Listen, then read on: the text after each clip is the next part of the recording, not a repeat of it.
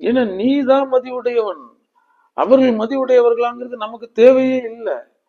என் வாழ்க்கை என் மட்டும், நான் அந்த மேலான வாழ்வை கருதி வாழ வந்திருக்கிறேன்.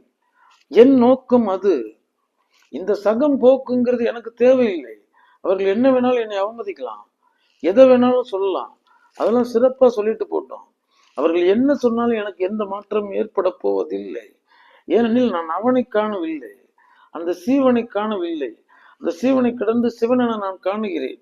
சீவனை சிவனாய் அமர்ந்திருந்தாரே, எனக்குள்ள இருக்க ஜீவன் தான் சிவம்னா, அப்ப எந்த ஜீவனுக்குள்ள இருக்கிறவங்க அந்த சிவன் தானே. அந்த சிவனை கடந்து அந்த சிவனை போற்றுகிறேன். என்னமோ தெரியவில்லை, அந்த சிவம் என்னை தூற்றுகிறது, அதை நான் போற்றுகிறேன்.